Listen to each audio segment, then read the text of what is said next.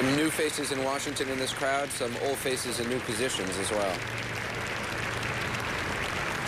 And remember, this luncheon is being hosted by the Joint Congressional Committee on Inaugural Ceremonies, and the Senator from California, Dianne Feinstein, is the chair of that committee. Robert Byrd, the senator from West Virginia, is there, and everybody is just thrilled that Senator Ted Kennedy and his wife are there as well. All right, let's hear what Barack Obama, he's supposed to speak right at the beginning, not extensively, just a few words. And I'm interested, I'm sure, as all of you are, to hear what he says. So we'll listen in.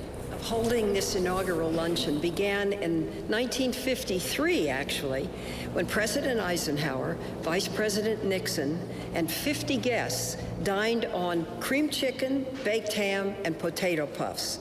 Our menu, we think, is a bit more exciting.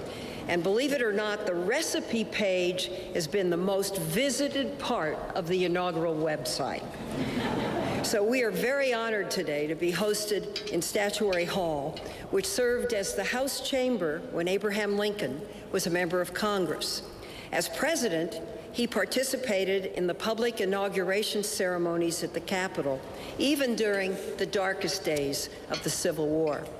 As we approach the bicentennial of his birth, we honor his determination that those who have sacrificed for our country shall not have died in vain, and that this nation, under God, shall have a new birth of freedom. President Lincoln is also the inspiration for the painting we have chosen today.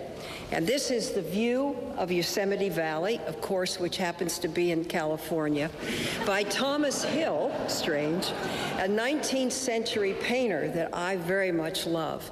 It's on loan from the New York Historical Society, so it kind of binds New York and California. As the country struggled to emerge from the turmoil of the Civil War, many Americans looked west for the dawn of a new era.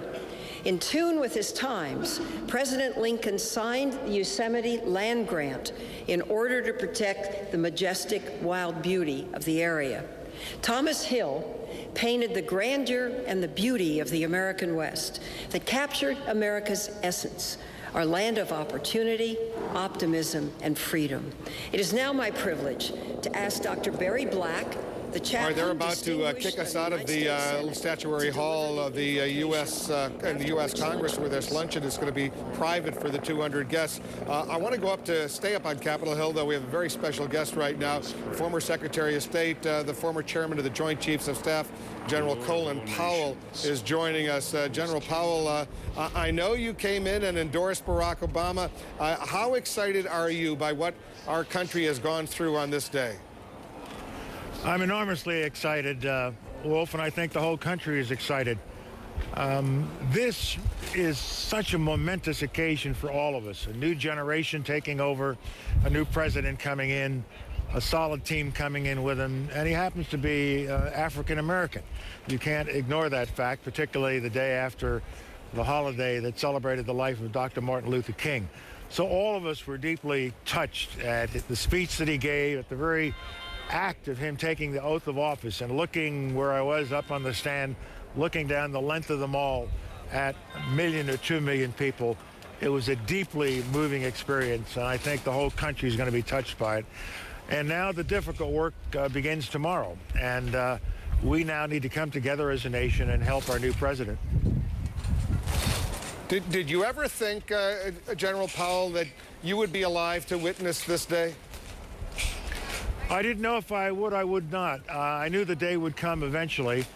I watched over the last 50 years, the 50 years of my adult life, as my country went from Jim Crow and discrimination and segregation, and I couldn't get a hamburger in a hamburger joint in the South. And slowly but surely, things changed, things improved. America looked at itself with Dr. Martin Luther King holding the mirror up for us to look at ourselves, and we said, this is not who we should be or what we should be. This is not the inspiration to the world that we present ourselves as.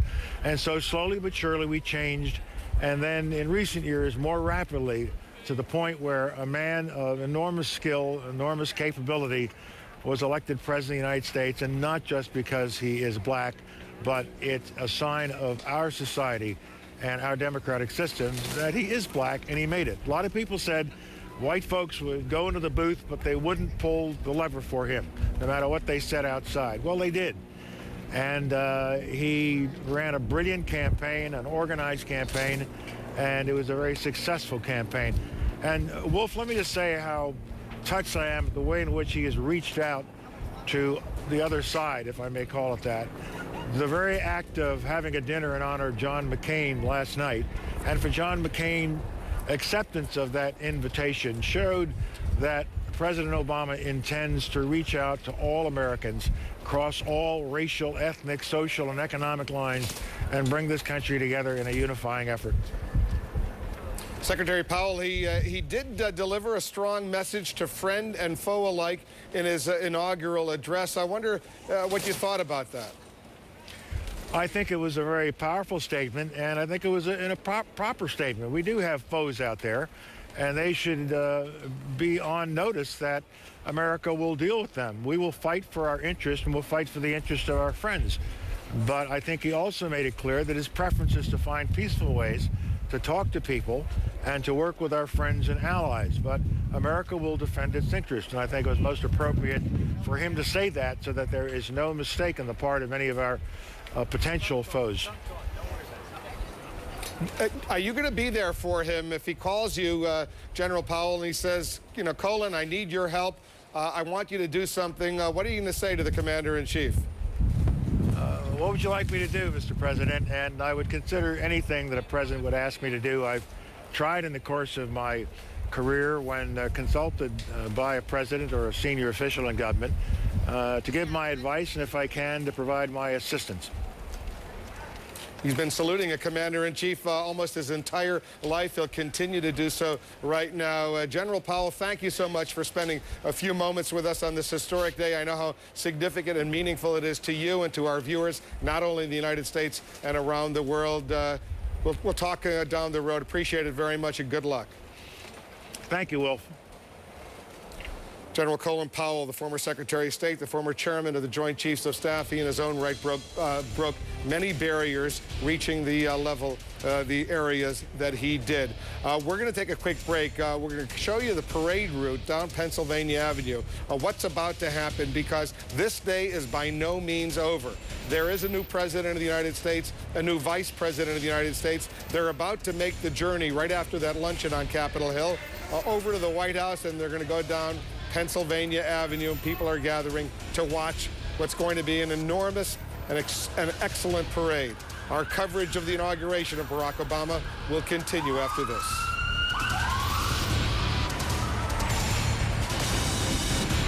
State of the Union with John King, CNN Sunday, 9 a.m. to 1 p.m. Eastern.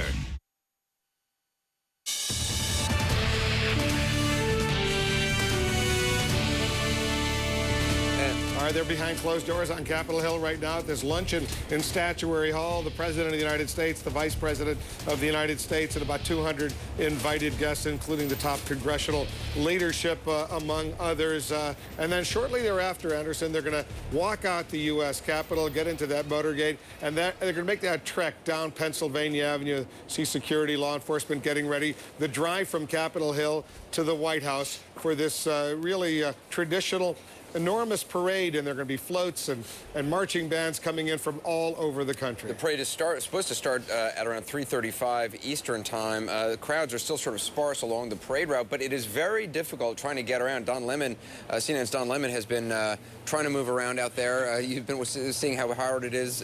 What's it like trying to get through? There's a lot of places you simply can't get through. Yeah, you can't get through. It's very difficult. There are people standing around in bars and hotel lobbies watching the speech because they can't get in. Hundreds deep in those checkpoints along 10th, 11th, 12th Streets, and you simply cannot get through. They're obviously checking everyone, but I don't know, Anderson, what the crowd estimates are, but I think it's going to be a lot higher because there are people still waiting 3-4 hours to get into the venue. It's actually very frustrating. I was stuck in a crowd for about 20 or so minutes, and just there's really no information. So everyone is kind of asking each other, but no one really knows where to go or what to do. And if they see somebody walking with purpose, they tend to follow that person. And in addition to that, since there's no information in a group that's now stuck between borders, you know, that when they sort of crowd him in, you know, people are going two different directions. Some people said, no, I'm going to the mall, and other people said, oh, I'm waiting for the parade, and I thought, neither of you are going to get where you need to go. Well, and now you have directions shifting, right? People leaving the Capitol to try and get somewhere else. And if you're on one side of Pennsylvania Avenue, you are stuck there until this is all over. So, and if you're on the side that's not near the mall, you can't get to that side because that's where the checkpoints are. And if you're lucky enough to get on the other side of the mall, then you're stuck there for who knows how long. Elaine Quijano is along the parade route. Let's check in with her. Elaine, what's the scene where you are?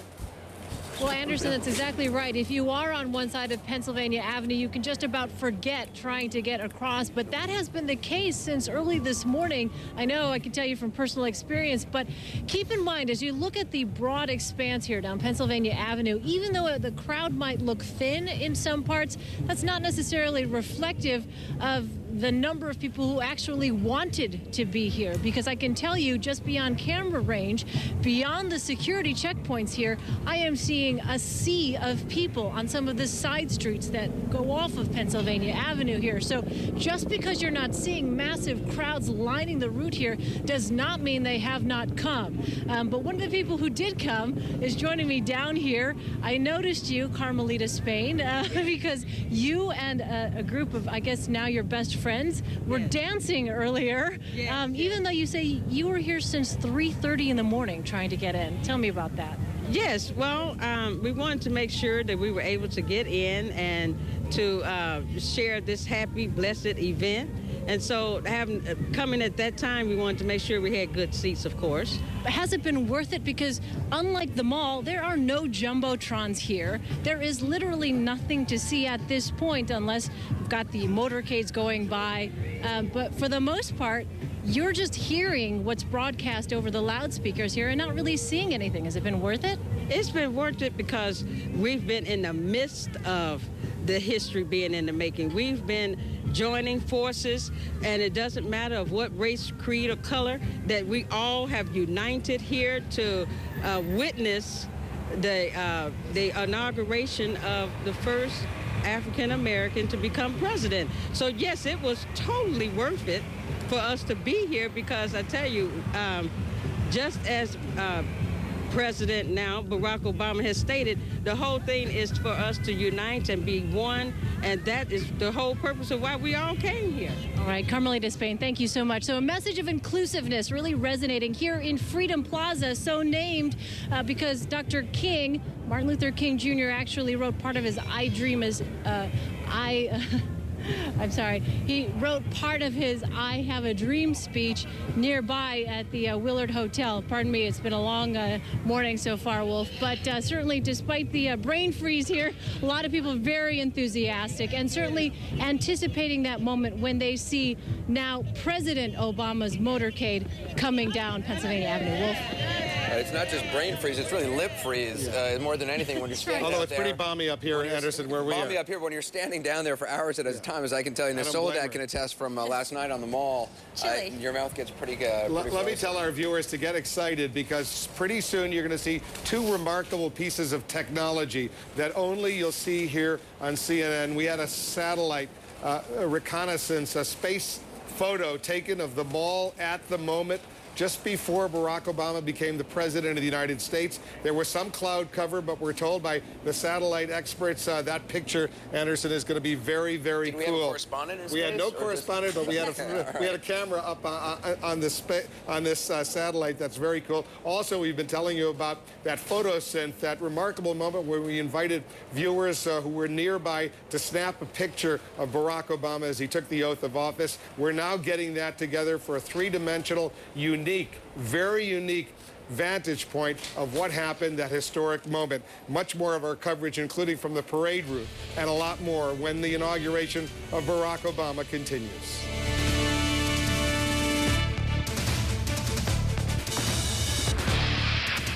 Coverage of the inauguration of Barack Obama is sponsored by Cisco, a primary provider of the network technology for CNN's news coverage, and by Vestas, #1 in modern energy. Go to CNN.com/44th President to watch highlights from the day's events and send in iReports to share your thoughts on this historic inauguration. Former President George W. Bush is now aboard Special Air Mission 28,000. It looks like Air Force One and usually is Air Force One, but it's only called Air Force One once a sitting president of the United States is aboard. He is no longer the sitting president of the United States. As a result, it's called Special Air Mission 28,000. A few minutes ago, he left the hangar there after a little private ceremony thanking the crew of Air Force One. He and Laura Bush and their daughter, you can see them going up the stairs right there. They're going to be heading off to Midland, Texas, with continuing service over to Waco and spend some time over in Crawford, Texas at the Presidential Ranch. As you probably know, they've also recently purchased a home in Dallas, Texas, in a nice area there, and that's where they're going to be setting up shop in Dallas and Crawford as she gets ready to write a book, and he has suggested, Anderson, he'll be writing a book as well at least some point down the road. We have a lot more to cover of the inauguration of Barack Obama, and our coverage is only getting started right now. The formal parade is about to begin from Capitol Hill over to the White House. The President of the United States and the First Lady, Michelle Obama, they're wrapping up their luncheon in Statuary Hall. We're going to be seeing and hearing from them fairly soon, so stay with us. This historic day here in the United States. Our coverage continues right after this.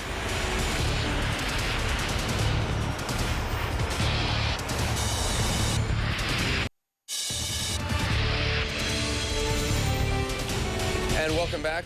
President Obama and Vice President Biden are on Capitol Hill still having lunch. The parade will be beginning in about a little bit more than an hour. The crowds are building. A lot of people trying to get to the parade routes. We are hearing from Elaine Quijano. I want to tell you, if you were on the Mall at the stroke of 12, or actually I guess it was a little bit after 12, when Barack Obama raised his hand to take the oath of office, and you took a picture of it with your cell phone or a camera, we want you to send it to us. Send it to themoment@cnn.com, where we're going to create, using the perhaps hundreds of photos that we get, a unique image of that actual moment. So again, if you have a photo, we're getting ready to show that image to our viewers. Right, but you can keep send us your photos, or really throughout the day we can keep adding to the image. So it'll be a changing image really throughout the day, which should be pretty cool. We also have a satellite image taken at the moment of the swearing-in ceremony. We're trying to get that to you very quickly as well. We're going to want to go down to the parade route very quickly, but before we do, Soledad got an email from someone who is out in a crowd. Yeah, she's at 12th Street on the Mall, and she said, you all have been talking about how confusing it is, and that's for the people trying to get there. She said, but where I am, since 3 a.m., it's unbelievably organized and civil. Everyone got in and out fast, lots of cops, military, volunteer, total strangers, hugging, carrying each other's kids. Lots of the older black folks are surrounded by young people, and they're holding court. They're telling stories of segregation to the young people and to anyone who will listen. Everyone's sharing their life experience. 3 a.m., she said? Yeah. Well, that's the key line there, right. 3 a.m. That's why it doesn't seem confusing. She's been out on the Mall in position since 3 a.m., but it's the folks who've been trying to get into position. Yeah, it's the getting there that is the frustrating part, and I think once they're there, it becomes a really nice experience. That's when they started allowing people to go into the mall around 3 a.m. Wolf and Anderson, if I can share just a very interesting observation, being out there on the street. I mean, the city was just bustling, noise. You could hear the sirens, people, screaming. And the moment he got up, when they gave him the oath of office and he got up to give his speech, total silence on the streets of Washington, D.C. It was an amazing Brianna Keeler moment. is down in the crowds along the parade route. Brianna, where are you? What are you seeing? I am right now at 4th Street in Pennsylvania. We are several blocks from where we saw the swearing in, and the story here is that a lot of people made the decision between whether to see the swearing in and whether to be along the parade route and try to catch a glimpse of Barack Obama. I'm here with 40 students from the Bronx School for Law, Government, and Justice who are hoping, what are you hoping to see? We're hoping to see Obama! I should say that their school held a mock election, and Obama won by a landslide, so we certainly have a lot of fans here. But Justine, let's start with you. You tell me, what does it mean for you to be here today?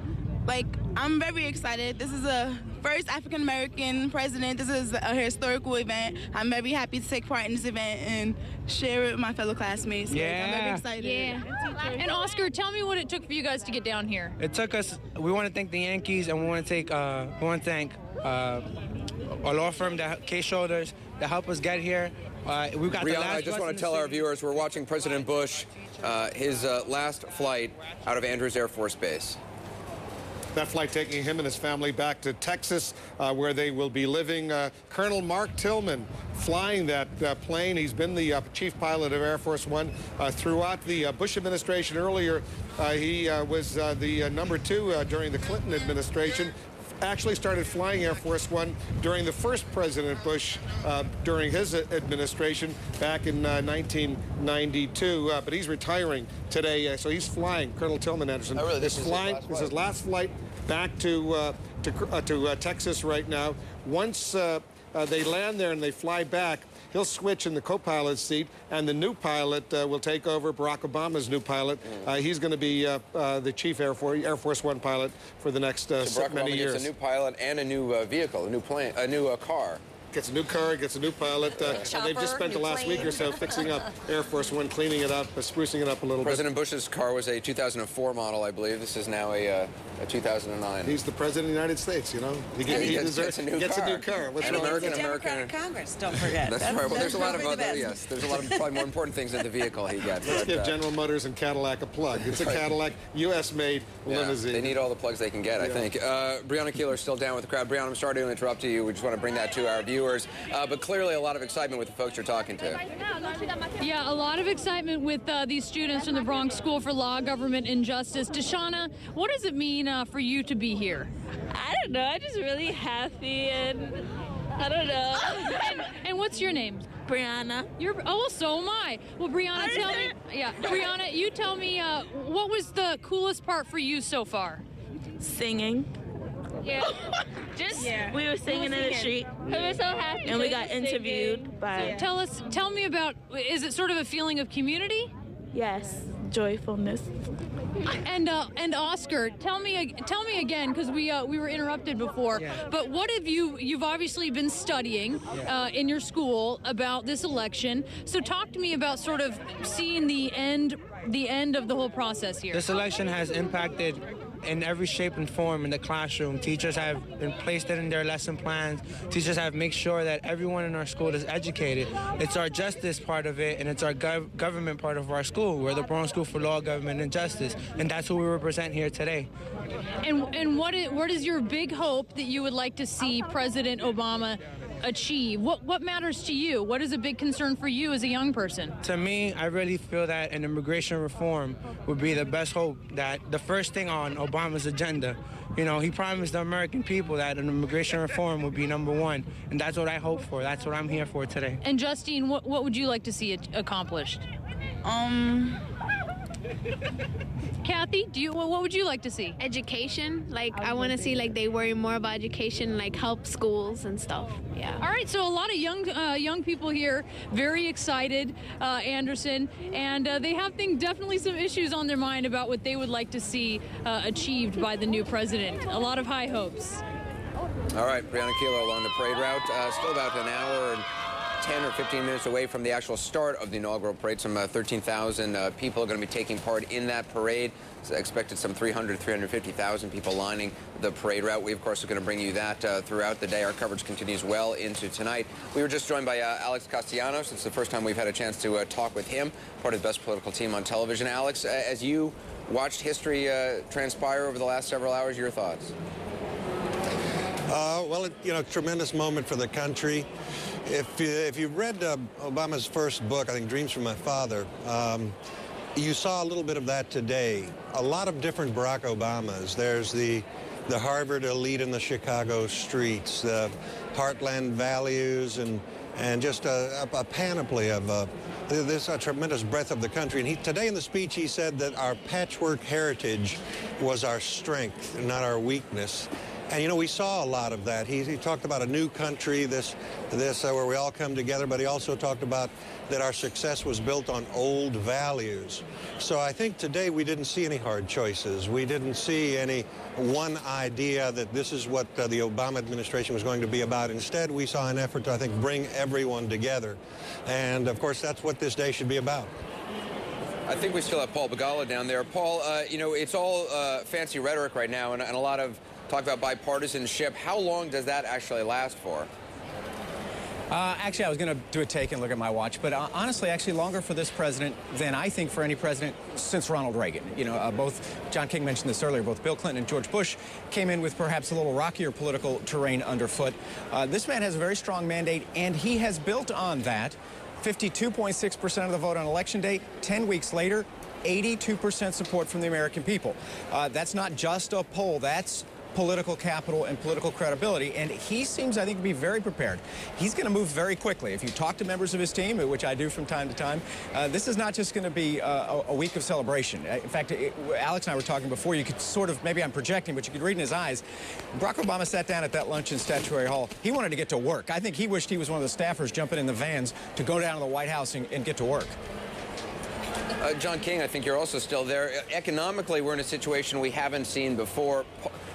In terms of politics, though, have we seen anything like this? I mean, this kind of level of support for a president at this stage? I've seen nothing like this, where 8 in 10 of the American people have a favorable opinion. High numbers, 60, 70, 80% say they will be patient. The question, Anderson, is political support, political goodwill can melt like butter. And the question is, when next month the unemployment report comes up, if the jobless rate is 7.2% nationally now, if it starts inching up, and in the early months of the Obama presidency it goes near 8%, some think it could pass 9% over the course of the next year. At that point, when the economic data keeps hitting the American people, essentially across the head and across the chest, and it's more bad news, does that counterbalance the political goodwill? At the moment, the American people are giving this president time, and he has been very careful, as he was today, to say we are going to get about fixing this fast, but it won't happen overnight. You won't feel it tomorrow. You won't wake up tomorrow and see more jobs in your community. But there are competing pressures. He has enormous goodwill, but all the economic anxiety, all the economic frustration, all the mistrust of how the government is spending all this money, the Wall Street bailout, now billions more in stimulus, that hasn't gone anywhere. Obama has a great platform to start with, but all the mistrust of government is still out there, and if he has a misstep, what was George Bush's problem and what undermined John McCain could quickly say hello to Barack Obama. Gloria Borger, how long is it that Barack Obama has? Well, he's already gotten to work, and he'd better get to work again fast, because you don't have a big window of opportunity. However, I do believe that since we're in such an economic crisis, it does provide an opportunity for him. And you see a huge economic stimulus package, tax cut. And when I ask people in the you're going to do first? You're going to do health care first? You're going to do energy policy first? They say, no. We're going to try and do it all now. That's what Obama was talking about in his speech today. He said, we've got big plans, and only the cynics will say we can't get it done. So he wants to take advantage of the goodwill in the American public and start out big. And not only legislatively, but also among the people. When Cornel West was speaking at a panel at Howard University the other night, one of the things he said was, we're going to help the brother, and we're going to hold him accountable. And it's sort of that two fronts. Everybody, and I got a giant applause, because people resonated with that. You have a certain amount of time legislatively, and you also have a certain amount of time with the people. So they're going to help you. They're also going to hold you accountable. You know, he's in a little honeymoon phase now that, as you say, come midnight will end completely. And then people start saying, what do we see? It's interesting, though. I think we still have Hillary Rosen also elsewhere in the museum. Hillary, you know, he's got this huge base of support. He's got this huge email list, which they've used to great effect during the campaign. How do they keep that going? They've talked about mobilizing that base, mobilizing those people who have contributed small amounts. But how do they do that? And what does actually that mean? Well, and I think their ability to communicate to the country is critical to their success. We talked a little bit before about how long the bipartisanship would last. Congress is very much going to be a reflection of the American people here, and as long as Congress keeps feeling from the American people that they want to support this president, they will continue to do so. That's where things like what Obama did today, with bookending the ceremony with a Rick Warren who disagrees with him on so many issues, with Joe Lowry, trying to continue to bring people together like that. And this email operation and organizing operation that worked so effectively in the campaign, they have now instituted as a multi-million-dollar effort and adjunct to the Democratic National Committee. It's going to be a political organization to advance the agenda.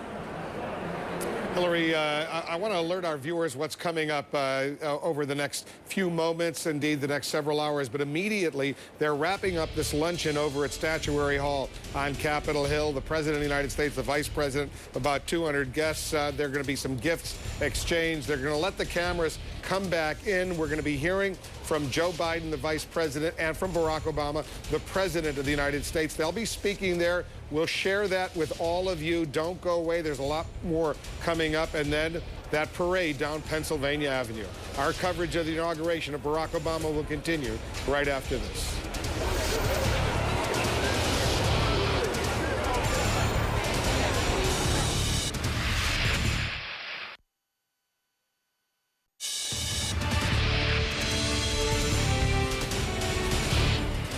Welcome back to our coverage. This is Pennsylvania Avenue here in Washington, D.C. This is where the parade will take place. That's going to take place shortly, but they've got some business that they're still wrapping up on Capitol Hill. The President, the Vice President, and the First Lady, Jill Biden, and about 200 guests. They're wrapping up a luncheon that's been sponsored by the Congressional Inauguration Committee. Senator Dianne Feinstein, the chair of that. They told the cameras that they had to go out during the private luncheon, but they're about to let those cameras back in, and there's going to be some exchanges of toasts, some presentation of flags. We should be hearing from President Obama and Vice President Biden shortly, briefly, but they'll be responding to some bring toasts. Those remarks to you if, in fact, they do speak. There's sometimes some difference between what's on the schedule, but we're told they are scheduled. They're running about a half an hour behind schedule. They're running late. Maybe they'll try to cut down some people's remarks, but clearly there are a lot of people along the parade route. Some estimates as high as 350,000 people will be finally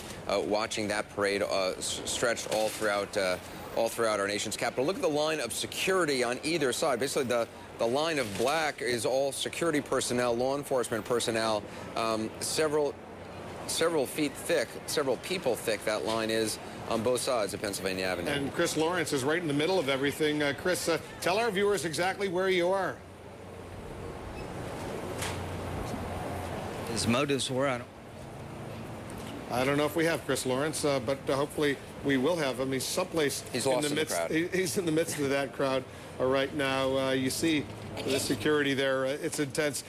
Yeah, go ahead, I was going to say, keep in mind, behind those guards there and the police and the military, then you have the metal barricades. And what happens outside of the metal barricades are more metal barricades holding people back. So at this level, you're several sort of blocks in. These people are the lucky ones. They have been able to get through all the security barriers, all figured out where the entrances are, because that's one of the confusing things is actually there's limited number of entrances to these areas, and it's hard to figure out which ones you're supposed to go to. And there wasn't much information, so I'm sure the people there have been there since 3 o'clock in the morning, 4 o'clock in the morning, 5 o'clock in the morning, staking out their spot and standing there. And you have so many police officers who are not from the Washington, D.C. area. They've been brought in from other parts of the country, and to a certain degree, at least I discovered this morning, just trying to get to where we are, you know what? You got to talk to some of these cops and let them know who you are, and they might let you through. Did you have that experience? Yes, I did have that experience, and it helped when people said, oh, hey, Don Lemon, CNN, and they go, okay, all right, we'll let you through. I have to say, I'm working with Wolf Blitzer. That's the only thing that seems to work. But you know what? I want to say the temperature, we can feel it here, is quickly dropping, and if they take much longer or get further behind on the schedule, these people are going to be standing out I would say I got no special dispensation. Absolutely not. Did you get a ride, that's or the way did it you should walk be. I don't think we should be good. I walked all the way here. Yeah, and it was interesting because all these people kept following me as if I knew where I was going, and I kept having to literally crowds of people. And I have to say, look, I'm just as lost as y'all. I don't know. If you can't get in, if you're having trouble getting in, I know we can't get in. Well, the good news is we all made it. You know, we have a great historian who works with us, Bill Bennett, who's taken a look at this, and you've written some great books on American history. So give us a little perspective on what this day means to our country, Bill. Well, it's number 44. You know, it's still a pretty young country, isn't it? Only 44 presidents.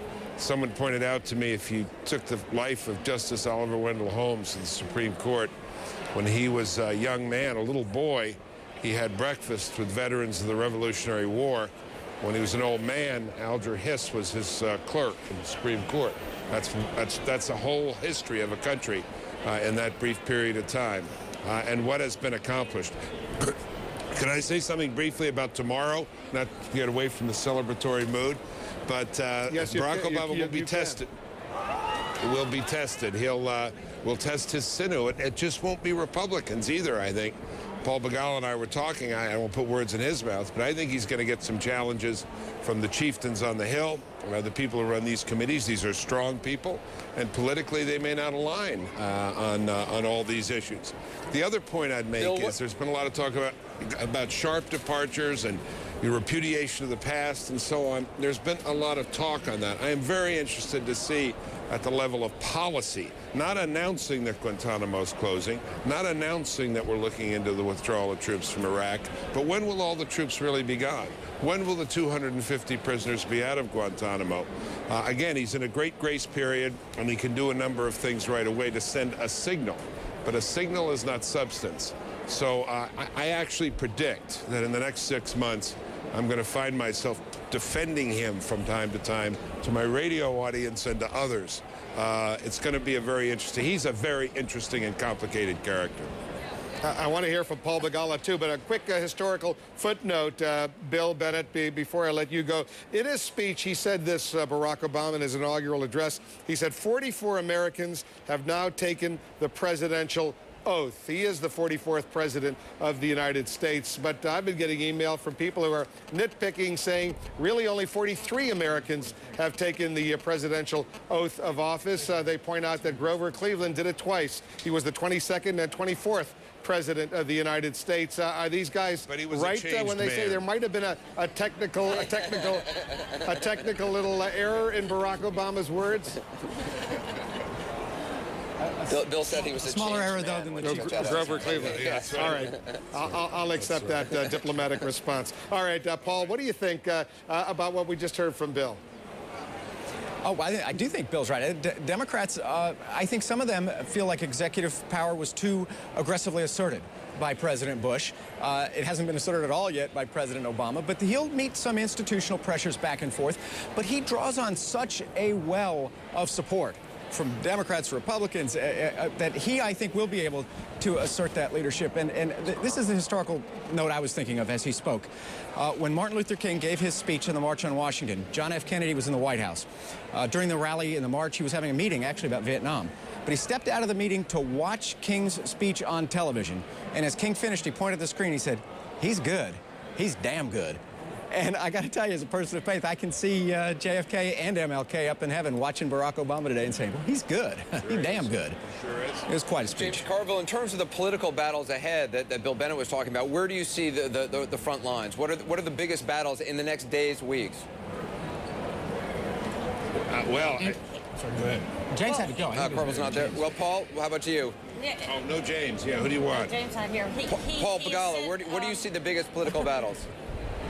Well, I think he's going to jump out of the box very quickly on executive action using the funds that Congress has appropriated to take pretty radical steps in the financial system. There's been a lot of talk that perhaps he will set up what's being called among economists a bad bank to take on distressed assets of distressed banks. That'll be very controversial if, in fact, he does that. But I think just like Roosevelt took office and declared a bank holiday the day after he was sworn in, I think in a matter of days, not months, days, you're going to see very aggressive almost radical action on the banking crisis, the likes of which I don't think George W. Bush could have ever contemplated. And here's where a little partisanship might do us all some good, Anderson.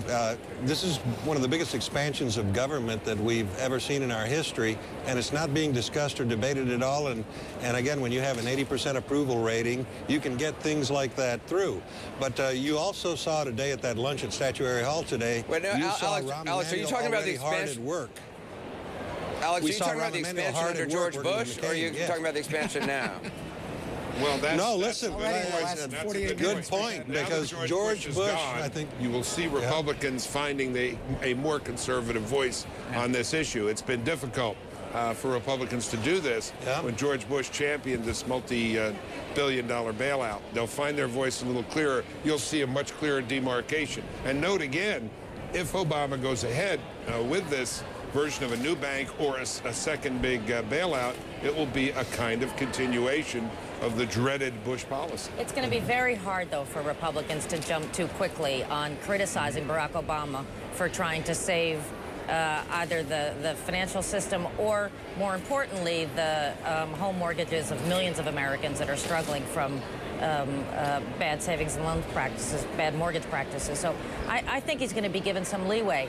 The interesting part is when there are recalcitrant members, will the Obama team be willing to take them on directly? Will they use this grassroots organization to start to lobby specific senators, particularly maybe Democratic senators, directly and use some of that political capital that they've stored up, or whether those are going to be more inside fights? And I think that those challenges are things that they haven't quite worked out yet. Remember, the stimulus President right now Obama put it at the end of his popular. inaugural address.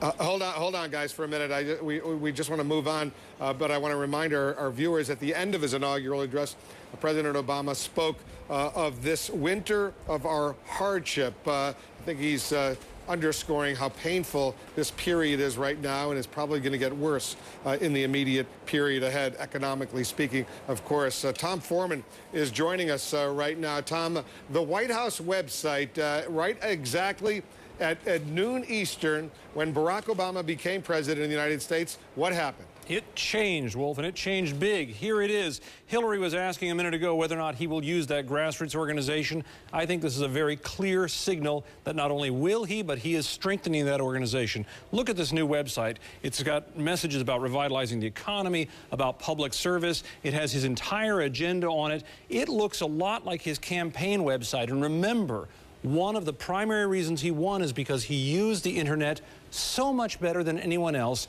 to mobilize millions and millions and millions of people. Now he's paying them back. He's got his new biography up here as President of the United States, and I will tell you, having looked at a lot of White House websites, this is the slickest one by far. It's got on here video from the train ride just the other day. You can recreate these moments. And probably most important in all of this, I think one of the things that people really have to pay attention is if you look at the basic message that they're sending from the White House here. If you scroll down, take a look at this one. Changes come to the whitehouse.gov, and they're doing here precisely what they did during the campaign. They're making a direct call to people to say, sign up for our emails just like you did in the campaign from the White House. We will keep you connected to our policies, and there's no question what this means. This will be a quick and easy way for Barack Obama to stoke the fires under that boiler of public support when he needs to push congressmen, to push Senate, to keep this thing on track by keeping those millions of people out there who've been supporting him all along still on board, paying attention to his presidency like they did his campaign. Wolf? Yeah, amazing how quickly they do that and how sophisticated, Anderson, that new technology that Barack Obama will bring to the White House. Now, he did use it very successfully to get elected president, and now he's going to use it to govern, no doubt, as well. All right, we're only a few minutes away, maybe 10 minutes away from sharing with you something we've been promising for the last several days, what we call this photosynth moment, the moment when he was sworn in and became the president of the United States. We had people taking pictures from literally hundreds and thousands. Sounds like something from Star Wars, a synth. Yeah, it's only something that David Borman could come up with. I still don't quite understand how it's going to work. Washington Bureau Chief. So we're going to share that picture for you. It's a unique vantage point, a three-dimensional shot of what happened at the moment when he became president of the United States. We're only about 15 minutes away from another image we're going to share from outer space, a satellite picture, despite some of the cloud cover, of the mall on this day. Is this from one of those Predator drones? No, this is from an actual satellite. One of those geo satellites that's going around without people up there. Yeah.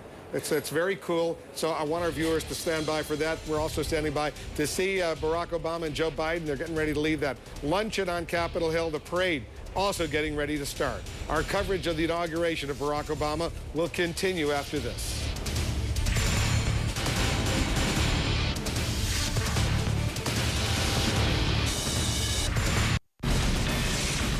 CNN, the most trusted name in news.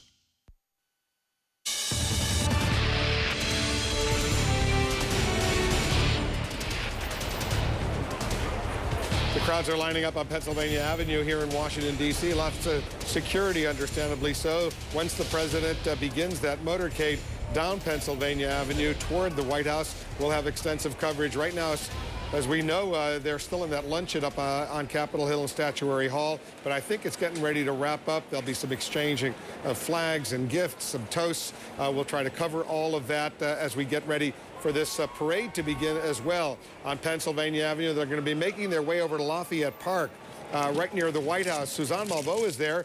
Suzanne, what's going on? Well, people have gathered here hours and hours, and they're just waiting in excitement, anticipation. Jeffrey Toobin and I both here.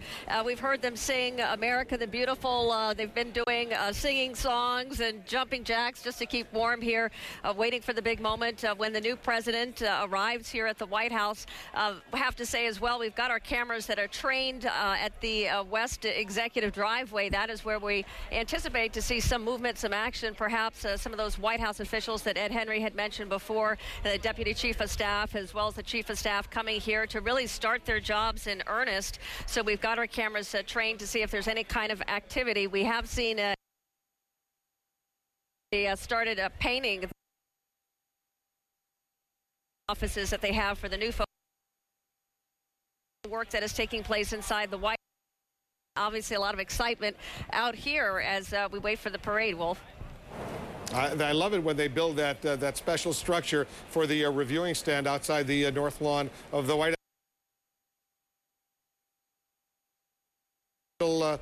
Inaugural address. Well, actually, I think I would like to volunteer for being the skunk at the garden party. I thought this was a missed opportunity. No, I thought that this was a speech with a lot of ideas but no theme. And most importantly, this was a speech without a single memorable phrase. We remember inaugural addresses by "We have nothing to fear but fear itself. Ask not what you can do, what your country can do for you." Where is anything comparable in this speech? I'm afraid that this is likely to join the vast majority of inaugural addresses, which are quickly forgotten. Well, if I have to disagree with Jeff, I thought it was really quite an amazing speech, and I thought one of the things that he did, that he's done since the campaign, was really tap into people's emotions. The sense that he touched on the fact that a lot of people have this lack of confidence in themselves, in the country, and that fear is something that's dominated their psyche for quite some time. It's one of the things that you heard over the last 8 years or so, predominantly in the Bush administration. He really did talk about that sense of fear. The fear of another terrorist attack, fear of people not being able to understand each other. There was a real sense of fear among a lot of people, and I think that what Barack Obama was saying, the message that he was conveying, is that it's time to put that fear aside, to deal with that kind of anxiety, and to be a confident nation once again. Anderson, Wolf. All right, guys, hold on for a moment. We're going to continue this discussion. But Dana Bash is up on Capitol Hill. She's outside that luncheon where President Obama was the guest of honor. I take it the luncheon is sort of breaking up right now. Dana, you've got someone with you who was inside? That's right. It is about to break up, but we actually are lucky in that we have somebody who just came out. It is the Republican congressman from Indiana, a member of the Republican leadership, Congressman Mike Pence. Thank you very much for coming out. You bet, Dana. First question is, give us a little bit of a sense of what's going on in the room. You know, the cameras were not allowed in there. Tell us what's going on and what President Obama is doing with regard to this lunch. Well, for Washington, D.C., it's a very intimate gathering. The tables are circular tables. The mixture is very bipartisan at each and every table, and I think there's a genuine spirit of you know, the historic and civic importance of this moment, and the president has been, as we say, working the tables. You said before he was working the room almost like a wedding. Yeah, it has a little bit of a feel of a rehearsal dinner, and maybe that's a good metaphor for what we're doing. I had a chance to chat with the president, and we immediately began to talk about some issues. You know, House Republicans are bringing forward a series of proposals for stimulus that we hope are given a fair hearing and markups this week and next. And the president indicated to me his interest in talking about those things and dealing with budget issues, trying to do that in a bipartisan way. And we take him at his word. We look forward to that dialogue. Thank you very much for coming out and telling us what's going on behind closed doors. Appreciate it. That's Congressman Mike Pence giving us a sense of the color of what's going on in there. You heard him say that Barack Obama is working the room like a wedding, but also clearly the business of the people and the differences clearly that are going to go on between these Republicans and Barack Obama. It's on their minds already. Wolf. All right, Dana, thanks very much. And as soon as we see the president and the vice president leave that luncheon, we're going to go back there. But John King is going to share with us right now something we've been talking about for the synth, the photo synth. That moment, John, when a lot of our people, we asked people who were nearby to take a picture of Barack Obama becoming president of the United States, and then we created a new three-dimensional vantage point of what happened. Share it with our viewers. I sure will, Wolf, and we asked our viewers to help us by sending those photos, and you can keep sending them if you're listening and you have photos of the moment, Barack Obama taking the oath, no matter where you were, keep sending them to the moment at CNN.com. We have thousands already, and Wolf, I want to come in here now and take a peek. Here it is, just afternoon, Barack Obama, his hand raised, taking the oath of office as the 44th president of the United States. You might say, wow, somebody up close got a nice snapshot there. That'd be nice for the catalog, the album at home, but it's much more than that. Let's tap a couple times and come on out. There it is, that picture up close. Let's pull out a little bit. These are more pictures. Thousands of them have come in. This synth is built on roughly 140. And what we do is we get more and more. Let's drop out now. You see the presidential seal. You see the crowds, the VIPs up here. Let's keep coming out. You see the seal here. We can come around more. The more these photos come in, this collage is built, and you can see what it looks like from here. I'm going to reach across. Excuse my hand. We'll take a perspective of what it looked like from the side over here. We can come back around and see again this way. Come around multi-dimensional, come more over this way. You see the west front of the Capitol here. Let's come back over to where the president was taking the oath of office. You see him here. We're going to come all the way back now. Because our viewers helped us out, you see even people taking pictures on their cell phones down here. Keep sending them in because we can take you back some more. We can take you back more still. Look at the depth of the crowd here, still on the Capitol grounds. And how did we do this? Well, let's show you what it looks like. You have all of these pictures, about 140. You see all different perspectives, a little further away here, off to the right, off to the left. If you look down here, who's watching this event? There's Oprah Winfrey right down here, other VIPs in the crowd as well. And as this goes on and on and on, you can bring out these pictures, and you bring out the picture and you build the synth from there. All of these photographs, thousands coming in so far. You can start with one. This photograph sent in of the flag flying over the Capitol, but because of this technology, we can make it so much more. We just bring them all together.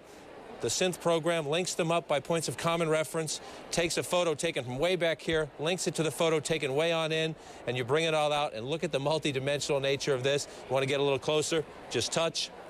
And there you go, Barack Obama becoming the 44th president of the United States. Wolf, they're coming in by the thousands, as they do over the next few hours, even over the next few days. We will modify this image, make it the clarity much, much better. We'll build some new ones. If we get a lot of photos from this angle, we'll build a special one from here. Same on this side. So if you have them, not just of this, if you have them from anywhere around, but of this scene right here, send it to the moment at CNN.com, and we'll make it better as the hours and days go on, Wolf.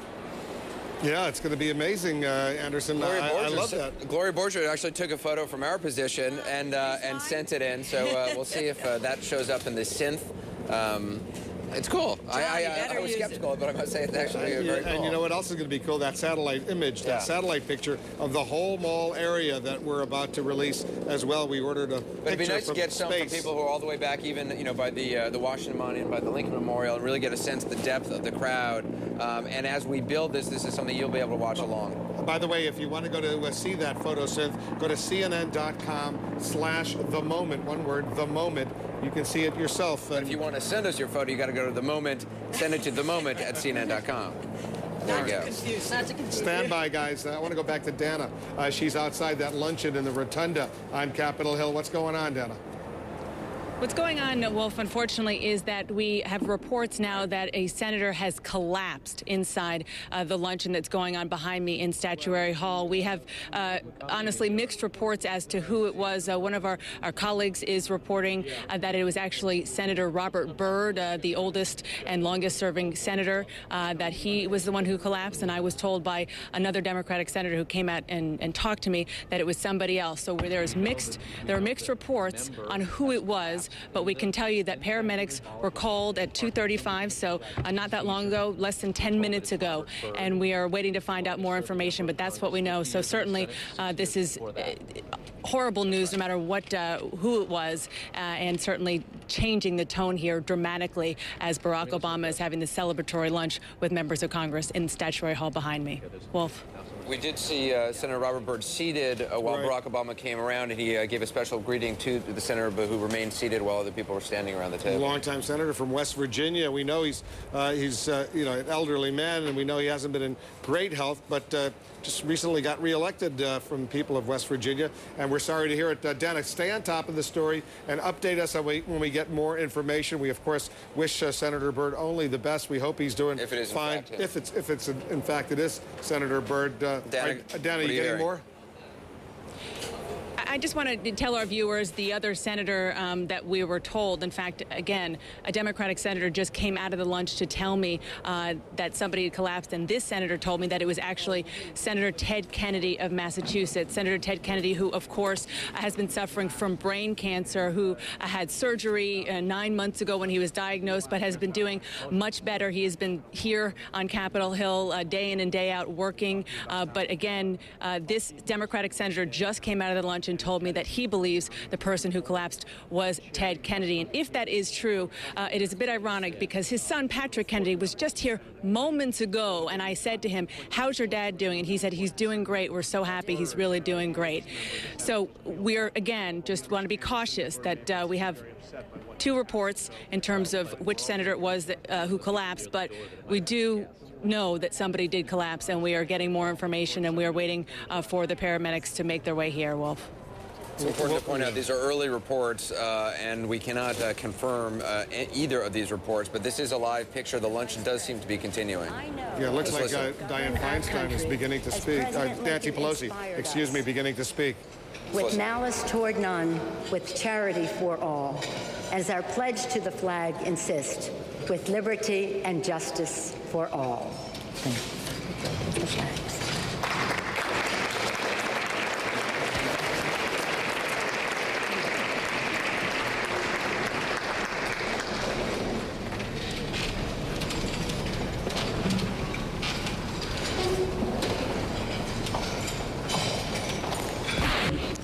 And now, if I may, I'd like to ask my distinguished ranking member, Senator Bennett, if he would come to the stand to present the inaugural photographs. Thank you.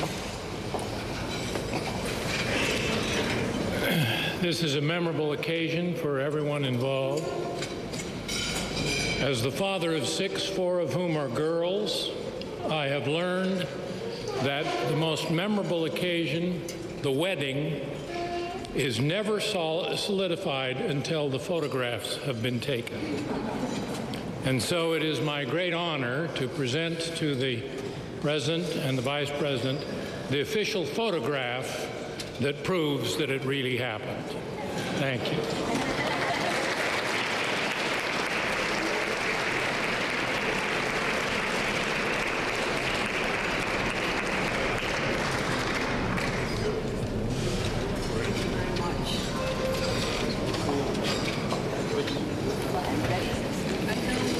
Now the time to present to the President, Mrs. Obama, the Vice President, and Dr. Biden, the beautiful crystal bowls that are over on my left. Now, Lenox China is a great American china factory, china and crystal, and they have made these one-off bowls. And if you have a chance to look at them, they're really quite beautiful. They are in lead crystal. The bases are pure crystal and very, very heavy. And one is the White House and one is the Capitol, and they are both surrounded by plum blossoms in their bloom and, of course, inscribed to both the President and Vice President. They were specially designed by Timothy Carter and hand-cut by a master glass cutter, Peter O'Rourke. They are one of a kind, and I'd ask my husband and Mrs. Obama and Vice President and Dr. Biden to join us over here along with Speaker Pelosi and the Majority Leader, Harry Reid.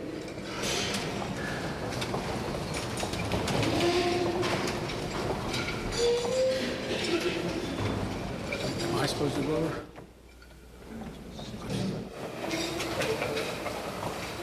Am I supposed to go?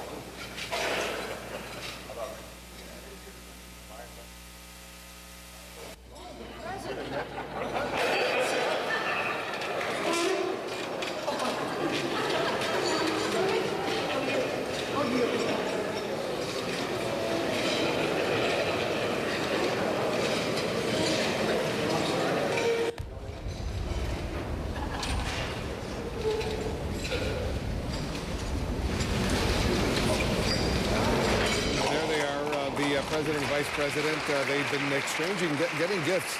These are the Lennox inaugural gifts that were presented to the president and Mrs. Obama, the vice president, and Dr. Jill Biden. The chair of this event, Dianne Feinstein, the senator from California. You can see her to the far left of your screen. Next on the agenda, I believe the vice president will be speaking, followed by a toast that Senator Feinstein will deliver to President Obama. We expect brief remarks from him as well. So let's listen in and see what happens and now, next. If I may, I would like to ask my friend, the Senate Majority Leader Harry Reid, to come to the podium. And would you bring your glass, please, as we offer a toast to our new president and our new vice president. Mr. Leader, if you would go ahead.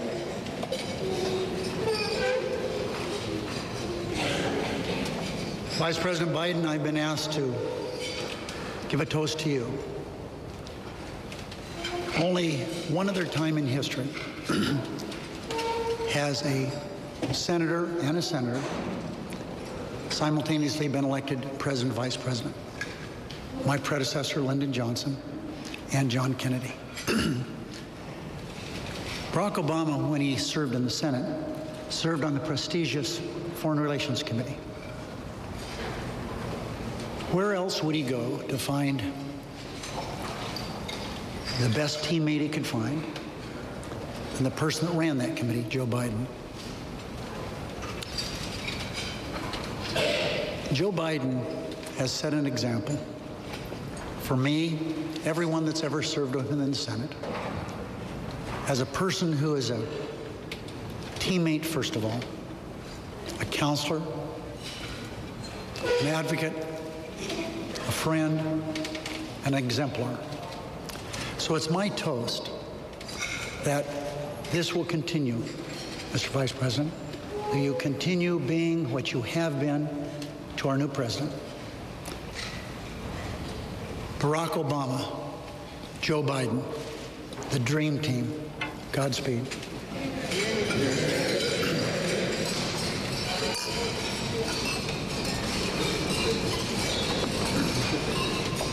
And now I would like to propose a toast to the new President of the United States. Mr. President, Mrs. Obama, so much rests on your shoulders. Our hopes, our dreams, the future of this country. We have watched you. We see the equanimity. We see the dedication. We see the balance. And I think the sense of all of us in this room is that this nation is in good hands. May those hands remain stable and steady. May those hands always be well. May you and your family be blessed with the love of the American people. And may we in government be your partner in the future of this great country. We salute you, Mr. President.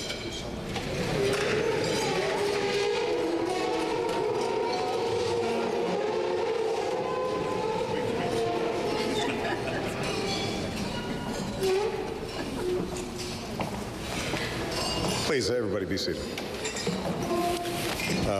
My remarks are very brief. First of all,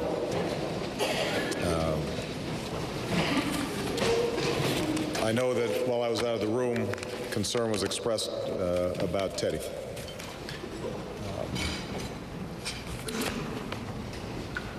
He was there when the Voting Rights Act passed. Along with John Lewis, was a warrior for justice.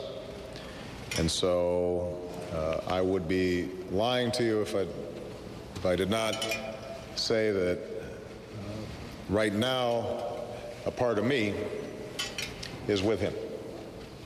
And I think that's true for all of us. This is a joyous time, but it's also a sobering time. And my prayers are with him and his family and Vicki. I want to thank Dianne, Bob, and the entire committee for hosting just an extraordinary inauguration. When you think about the complexities of putting together an event of this size and this scope, You have to marvel at the leadership and the teamwork and the good spirits that went into it. And I want to thank our military and our law enforcement officers, the City of Washington and Mayor Fenty, the devoted staff and volunteers, including our wait staff here today, who were putting up with me wandering through the tables.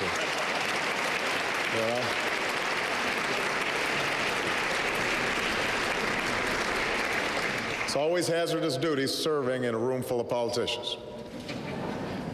But I thank all of you for just an incredible, incredible event. This has been a historic inauguration that's been noted before. You see it not so much in this room, although this is a gathering of some of my best friends and my family and people with extraordinary records of leadership in this country, including our past presidents, President Carter and Clinton, as well as Vice President Quayle. Did I miss anybody? And Vice President Gore, right in front of me. And Vice President Mondale. See, this is what happens when you start. But I think the depth of the moment is expressed by the people beyond these halls. Millions of people who over the last 3-4 days and tens of millions more over the last 2 years have participated in the very essence of our democracy. It's not just their size, but it's their intensity and their engagement. What's happening today is not about me. It is about the American people. They understand that we have arrived at a moment of great challenge for our nation, a time of peril, but also extraordinary promise. And by being here today and by participating in innumerable ways across cities and small towns and suburbs all across the country, they are demonstrating their readiness to answer history's call and to step up and give back and take responsibility for serving the common purpose of remaking our nation. The American people have come together across races and regions and stations. Now we have to do the same.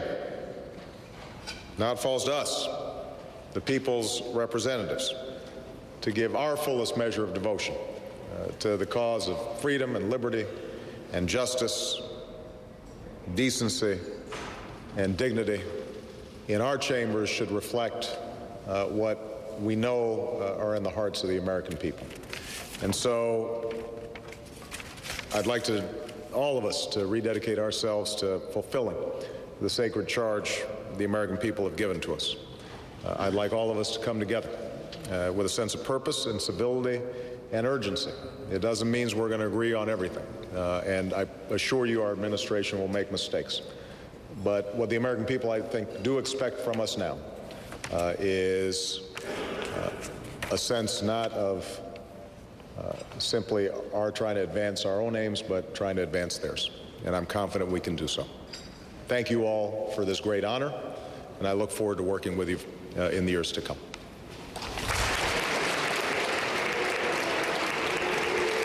All right, the remarks from President Obama, but the beginning is sad words about Teddy Kennedy collapsing. Dana Bash is outside Statuary Hall in the Rotunda. What are we learning about Senator Kennedy? That's right. This is from a Republican lawmaker who was in the lunch, who is telling us that this seizure that Ted Kennedy did have apparently lasted quite a long time. In fact, that he was still seizing when he was put into a wheelchair and then brought out. We're going to have more later on that, and also an additional information that perhaps another Senator, Robert Byrd, also had a health issue at the same time. Back to you, Wolf. All right, we'll take a quick break and continue, and then breaking news right after this.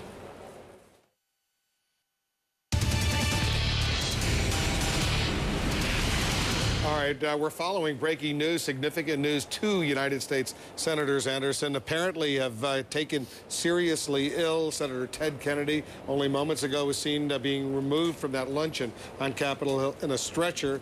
and Senator Robert Byrd, the elderly senator from West Virginia, also apparently having a health issue as well. Some sort of medical event. We don't know exactly the nature of it. Dana Bash reporting just a few moments ago, based on, she was told by one Republican senator who was in the luncheon that Senator Kennedy had some form of an event, some sort of a seizure that continued for quite some time, even as he was put into a wheelchair and taken out.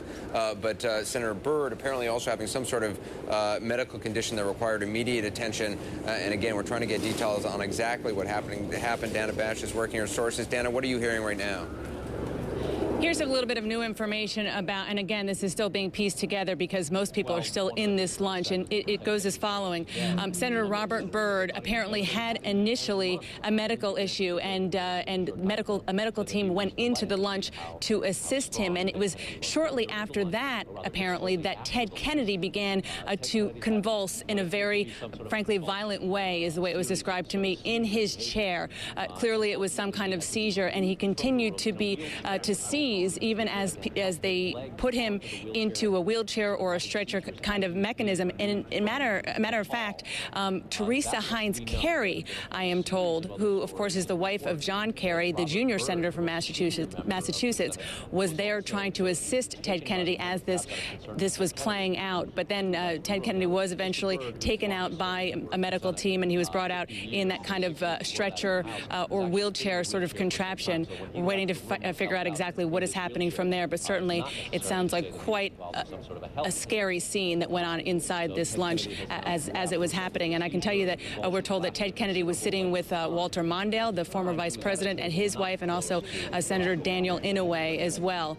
So they were obviously watching very, very carefully as to what was going on with Senator Kennedy seizing up. Now, you remember when Ted Kennedy, about 9 months ago, first was diagnosed with brain cancer, it was the result of a seizure. He was in his home in Cape Cod, and he had this massive seizure, and nobody really knew what it was until he was diagnosed several days later. So this is the shocking and very sad drama that is played out during the celebratory lunch that Barack Obama is having with his former Senate and House colleagues here on Capitol Hill. And then we're looking at these live pictures of the President and First Lady now leaving that luncheon. Obviously a damper put on that luncheon by Senator Kennedy and Senator Byrd taking ill. We can only hope for the best. We got a brief glimpse of both Senators Byrd and Kennedy, who I think were seated at the same table earlier. Maybe we'll try to re-rack that video and show it to you, or just before the luncheon began. This is the video from earlier in the day. There you see Senator Byrd seated, Barack Obama greeting the seated Senator Byrd, and then to the right, you'll see shortly Senator Kennedy. He looks really good in that picture. I was remarking earlier, that's his wife there, Vicky, that they were sitting there with Senator Byrd, and all of a sudden he collapsed. Senator Kennedy, what a sad moment. These are live pictures we're seeing right now of Senator Kerry and his wife Teresa Heinz Kerry at this luncheon, which was supposed to be a totally festive event celebrating the new president of the United States, but clearly a setback on that road. There's no doubt, even as this day moves forward and as these events progress and the parade will go on, no doubt President Obama will be checking in, getting updates on both senators' condition, as will we. We'll continue to follow this story throughout the day. But this is a day which is a big day, a day for the country, a day the world is watching, and it is a day which will continue. These events will continue on as scheduled, as is the tradition. And there you see some of the guests getting ready to leave. The former Vice President Al Gore and his wife Tipper, and to the right of your screen, Rahm Emanuel, the new White House Chief of Staff, is getting ready for a tough assignment as the Chief of Staff under these difficult circumstances, a horrible economy right now, as we all know, and 2 wars, plus a war on terror, constant fear of that, and much more. Dr. Sanjay Gupta, our chief medical correspondent, himself a neurosurgeon, is joining us on the phone. Sanjay, we knew Senator Kennedy had a brain tumor. There was surgery to remove that tumor, and now he's collapsed. Apparently, at least initial reports suggesting some sort of seizure. He was seen being taken away in a stretcher, presumably to a local D.C. hospital. What does this say to you? You know, when he first had troubles, when the tumor was first diagnosed, he had a seizure, and that was the first alert that there was something going on. When someone has a seizure that has a known brain tumor, you obviously have to think about things such as the tumor coming back, recurring in some way. You also have to think about medication levels. There are medications that are given to keep the seizures at bay. Did he have enough of those medications in his bloodstream? That's going to be checked. And just other things like his labs, make sure his sodium in his blood is also okay. So there's several different things that could cause a seizure like this. While it's very frightening to look at, it's more importantly sort of a warning to the docs to start looking to see what possibly could be causing this. My guess is that he'll probably get a scan of his brain and have that scan compared to the scans after his operation. He'll have his blood checked to see if the medication levels in his blood are okay, and he'll have his blood checked for any other abnormalities that could have caused this as well. Dana, let's check in with Dana Bash on Capitol Hill. It caused some commotion, obviously, as soon as it happened. What was the reason? Obviously, it's more concern for his well-being and his family, and obviously he's been ill.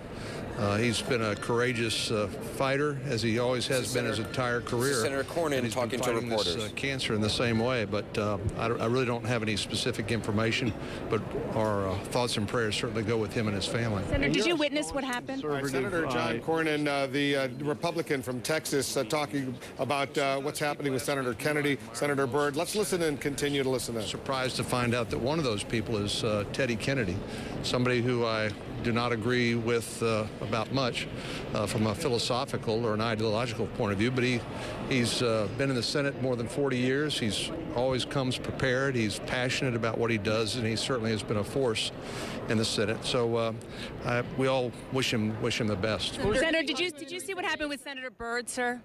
I don't know. I did not see him. What was the nature of your discussion with Senator Clinton earlier before the lunch?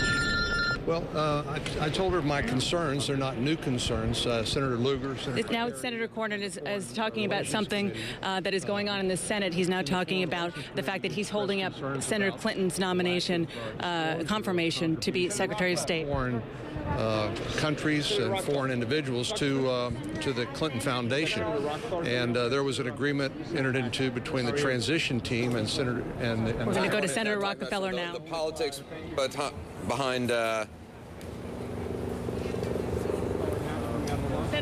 Senator Hatch, could you come over and talk to me, please? So the business of government can be done. Trying to gather information. Literally, you're watching this happening as we speak. That's why some of the awkward communication here. Senator John Cornyn is now talking about some political procedures on Capitol Hill regarding Hillary Clinton's nomination for Secretary of State. Dana Bash is trying to get a talk with Senator Orrin Hatch. But again, what we know is this. We're live. Nobody knows. Were you near the table, sir? Do you know what happened? On the other side of the room, there was a call for silence throughout the room. The president went over immediately, and the lights went down just to reduce the heat, I think. And then lights came back up, and everything went on as normal. And I have absolutely no idea what's happened. I will not. I'm sorry, could you repeat that, please? The lights went down when Senator Kennedy started to convulse. Is that correct? After he was down. If he went down. I couldn't see it. I was on the other side of the room. And there was a big crowd over there, really led by the president, who was there instantly. And, I don't know what happened. So President Obama saw what happened and he went over to aid. He saw it, but he was over there. He knew something was happening, and he went over there immediately to be helpful. What happened when he was removed? I don't know that. There was silence. Yeah, everybody was silent.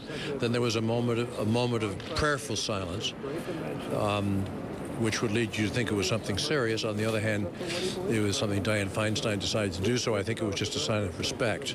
And I have no idea. I think probably may have been that he was trying to do too much in one day. I have no idea.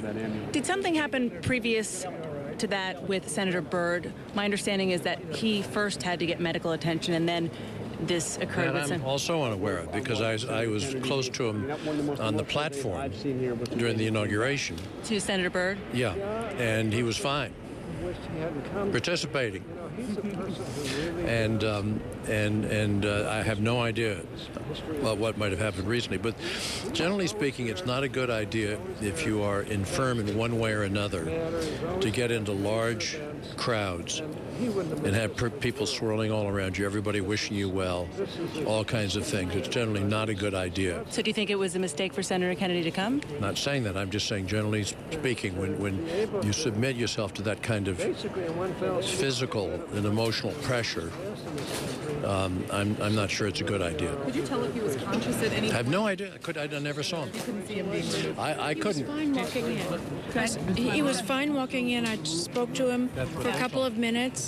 He was in good form, but of course it's very cold outside. It's a little warm in the room, and maybe it was just, too many hours in the day for today. But we don't know. No one knew in the room. No one knew. Everyone was just respectful and silent. Thank you very much. Thank you very, very much. Thank you. Senator Hatch? Senator Hatch, could you come talk to us? Excuse me, we're just going to... Thank you. Senator Hatch, sir, would you come over and talk to us, please? We're live. Okay, excuse me. Senator Hatch, you obviously are, people might not realize this because you're a conservative Republican and Ted Kennedy is a liberal Democrat. You're one of his closest friends. Were you with him when this happened, and can you tell us what happened? I went down to where he was taken and was with him up until the time they put him in the ambulance. And he apparently had I'm not a doctor, so I hate to characterize it, but it looked like a seizure. And it was painful to him.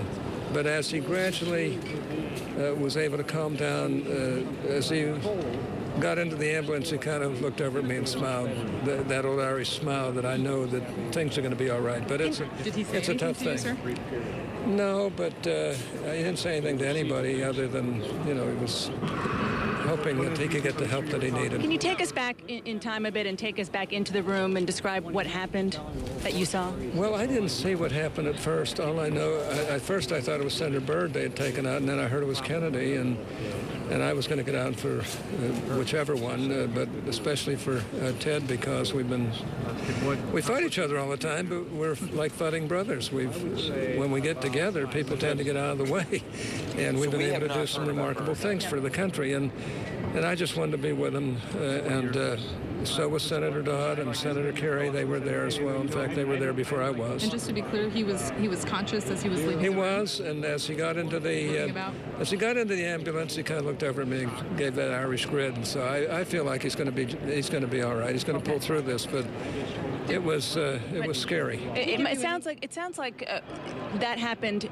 after we were told something happened with Senator Byrd. He had some kind of medical condition. I heard what happened to Senator Byrd, and in fact, I just thought maybe it was just Senator Kennedy. At first, they said it was Senator Byrd, but then they said it's Senator Kennedy, and both Senator Dodd and I were at the same table, so we both got up and you talked to Senator Kennedy earlier today. Nothing appeared. Thank you. And then, Anderson, you are just heard there from Senator Orrin Hatch, a Republican of Utah, talking about the fact that he, again, people might not realize this because he is a very, very good friend of Ted Kennedy. He walked him, accompanied him to the ambulance, and he said clearly it was scary, clearly he's concerned, but that before Ted Kennedy got into the ambulance, he gave him what he called his old Irish grin. So he says that he feels that he could be okay given that, and clearly he was conscious, but there is still a lot of concern here, Anderson. We should also point out Capitol Police are saying that Senator Robert Byrd is fine. Again, those early reports where that something may have happened with Senator Byrd, clearly that seems to be maybe something that emanated from the room, some confusion. It is Senator Kennedy who has been taken away in ambulance. We saw the ambulance just a short time ago. We showed you that video from earlier in the day. We'll try to get any updates from the hospital on Senator Kennedy's condition. And Sanjay Gupta, our chief medical correspondent, is still with us. Sanjay, you heard Senator Rockefeller suggest, or at least imply, that perhaps coming to an event like this, it's cold outside here in Washington, a lot of people around, that potentially that could have contributed to a seizure if, in fact, that's what Senator Kennedy suffered through. Medically speaking, and you're a neurosurgeon, is that true? Yeah, I don't think so. I don't know that I would say that for someone being in that sort of situation who has a defined cause of his first seizure, which was a brain tumor, that being in a setting like that would would necessarily make it worse. I think what Senator Byrd might be referring to is people who have known epilepsy, sometimes lots of stimulation, changing of lights, things like that can sometimes be inciting factors. Someone who has a brain tumor and has a seizure as a result of that, it's because of that tumor. We're getting the tumor removed, operated as he had done down at Duke, being on medications to control the seizures. That's really the best way to keep those seizures from coming back. If someone has a seizure, as sounds like what happened here in Senator Kennedy's case, you really got to look to those two things and a few other things as the possible inciting causes here. So at the hospital where he's been taken, my guess is he's going to get a CAT scan of his brain, probably in short order. He's going to have his medication levels checked to make sure everything is okay. But that's really, I think, the key. It's tough, I think, as doctors, as neurosurgeons, to tell the patient exactly what they can and cannot do. That they're usually the best judge of that themselves. There's no doubt that if you have a tumor removed in the brain, Sanjay, and then there's another seizure, the immediate suspicion is that perhaps not all of that tumor was removed, or it's metastasized elsewhere. I think you certainly have to think about that, and I think we know that from his initial operation, because this tumor was so close to some very important areas of the brain. All areas of the brain are important, but there are some that are more important than others. This was a tumor located in one of those areas, so it was hard to completely remove. And you're absolutely right, Wolf. I mean, you have to think about the fact that the tumor may have started to grow a little bit, started to push on some areas of the brain where it wasn't pushing before. But again, I would add to that, there are reasons that are maybe not as serious that could cause a seizure as well. He likely is on medications to control seizures. If the medication levels dip down for one reason, maybe he forgot to take one of his pills, or maybe for whatever reason the medication level wasn't as high as it should have been, that's also a very common cause of seizures in someone who's had this type of surgery. And also just normal labs like sodium, for example, within your blood. If that were to drop down for some reason in someone who wasn't controlling their sodium as well, that could also be a cause of seizures. You have to rule out the worst things first, which is why the doctors are likely going to do that CAT scan, as you're alluding to, immediately, and also check his blood to see if there's anything else of concern that pops up.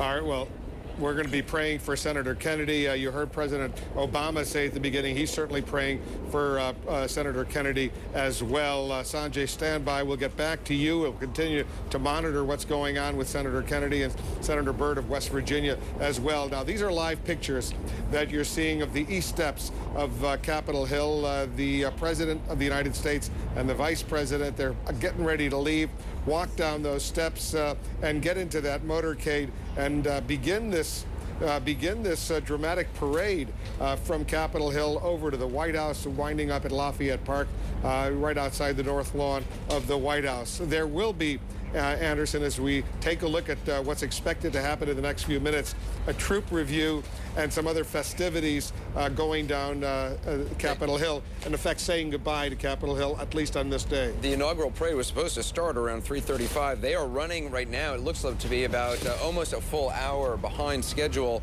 What is about to occur right now is the House Sergeant-at-Arms, Wilson Livingood, and the Senate Sergeant-at-Arms, Terrence Gaynor, will proceed down the east front steps.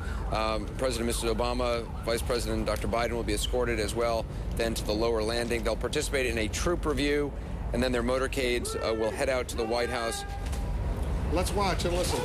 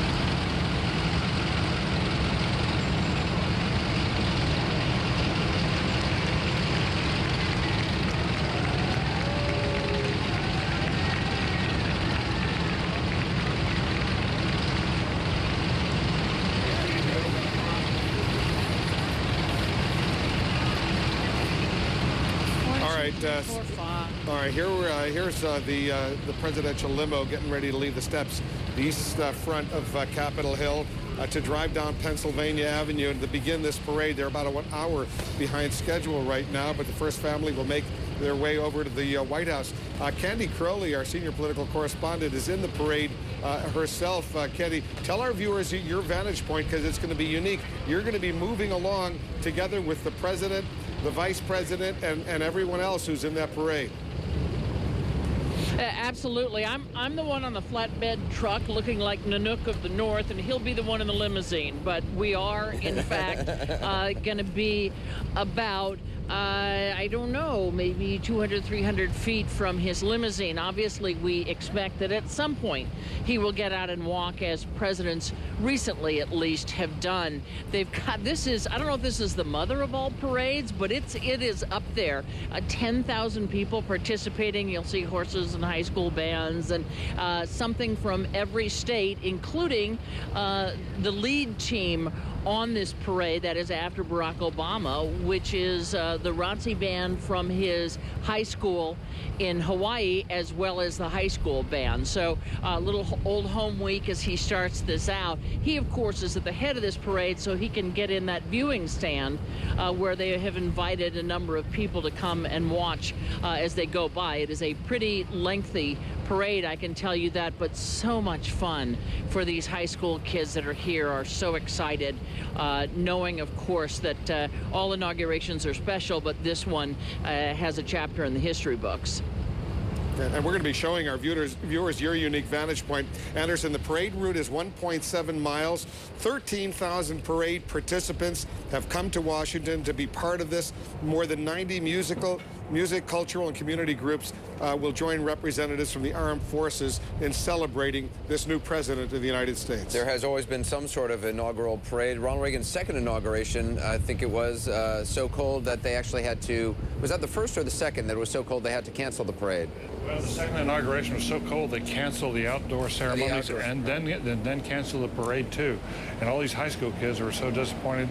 At the bottom of the screen, David, if you take a look, you can see we're going to be keeping track of the route that is going to go from Capitol Hill to the White House, and we're going to keep that little distinctive mark moving along Pennsylvania Avenue, so viewers will know where they are along the 1.7 miles. For Reagan's second inaugural, though, they moved it indoors to stadium. Inauguration indoors, and the Reagan sent word to the high schoolers who had come, who, as Candy said, are so excited about things like this. They said, why don't we see you indoors later? Don't get out there and freeze. And they, after the inauguration ceremonies, they had their luncheon. They went over to the Coliseum and saw the kids, and they played for them over there. So it ended well. I'm just hoping that before it gets dark, they can complete this parade route because that sun's going to be going down fairly soon, and they've got 13,000 participants who have come a long way to celebrate the President of the United States. I love that scene. You see that new limo, that presidential limo, has just been brought into service for this president. You see the Secret Service officers, the Secret Service agents walking alongside. It is a tradition, really, I guess, since Jimmy Carter, that presidents get out and walk at some point. Jimmy Carter walked the whole way. He walked the whole way, holding Rosalind's hand, his wife's hand, along with Chelsea there, their young daughter, and it was a wonderful people's moment. You know, he was a fellow who carried his own bags and was very unpretentious. Dropped hail to the chief.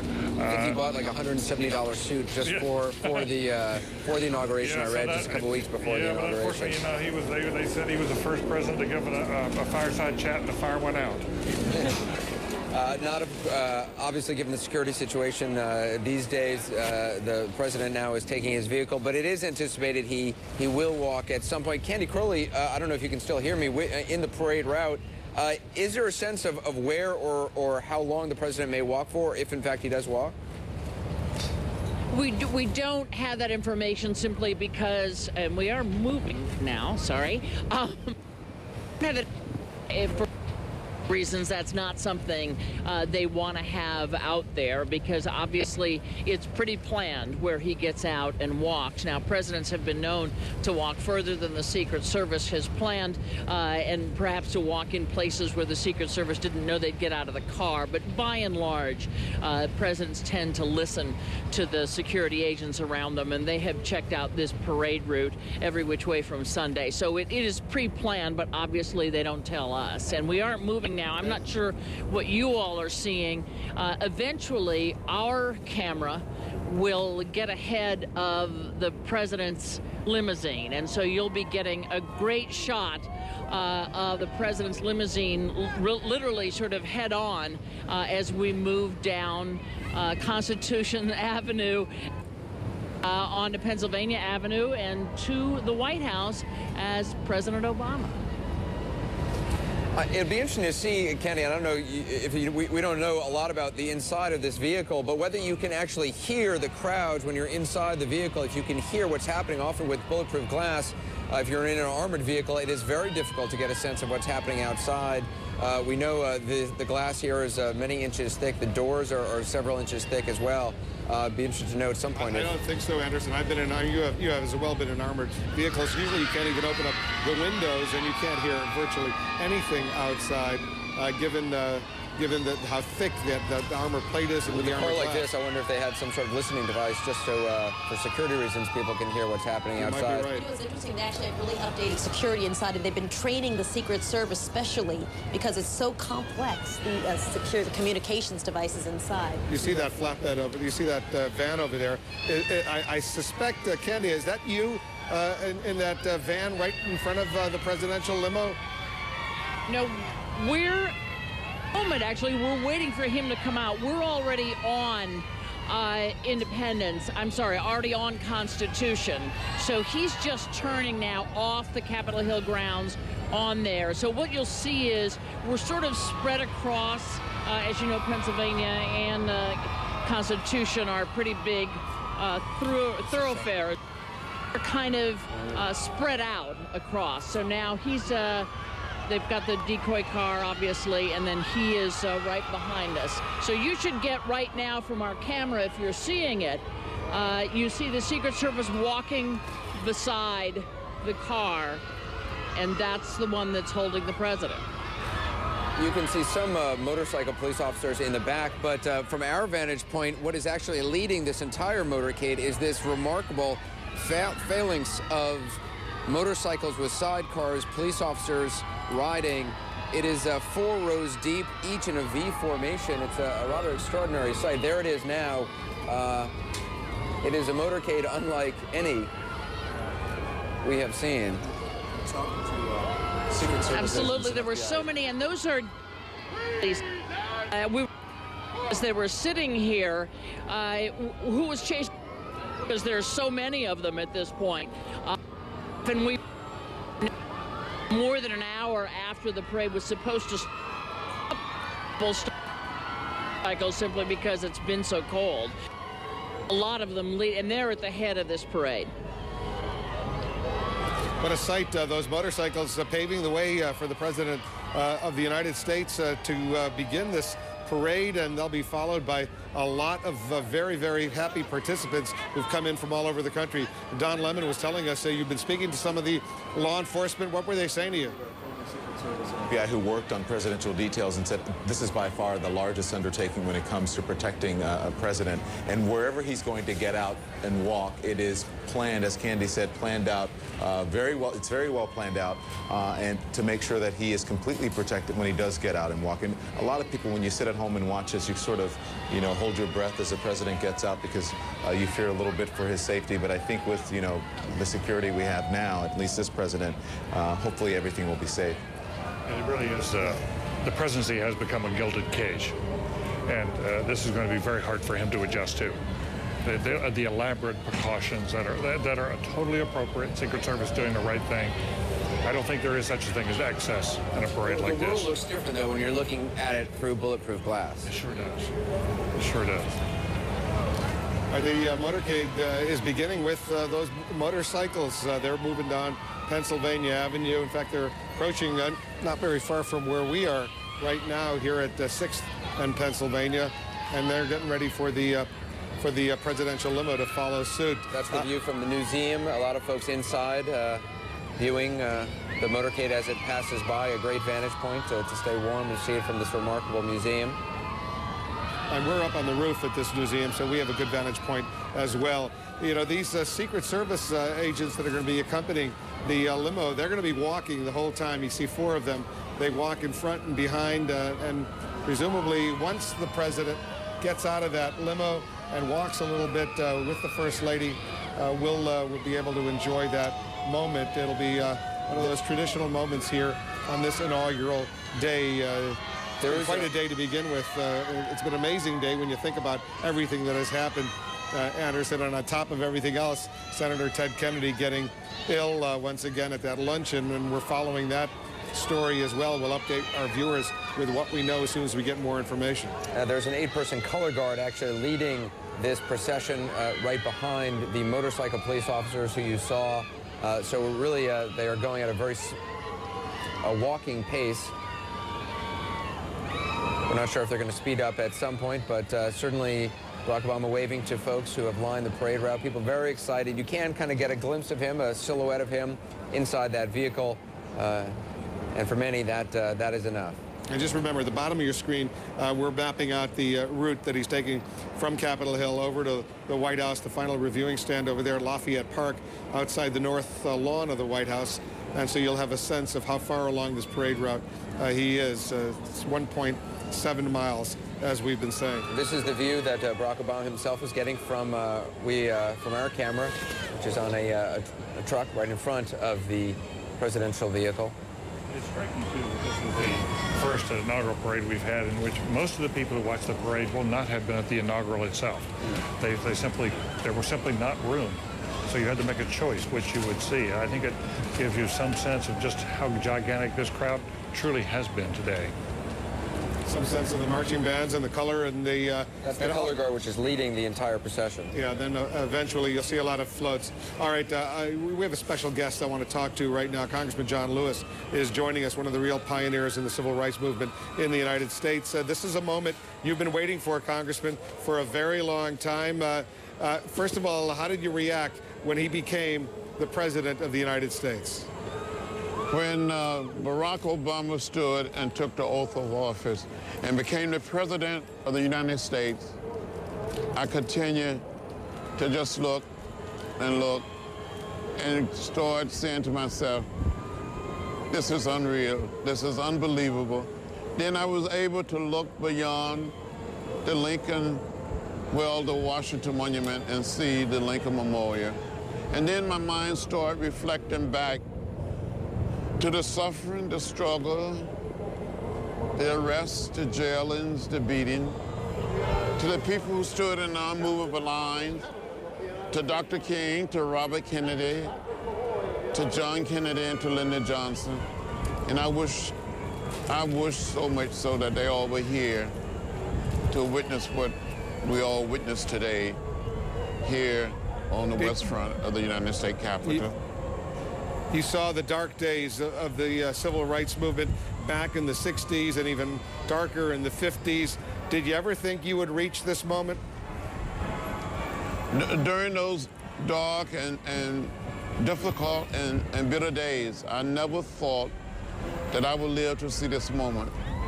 This is a moment of hope, it's a moment of gratitude, a moment of thanksgiving.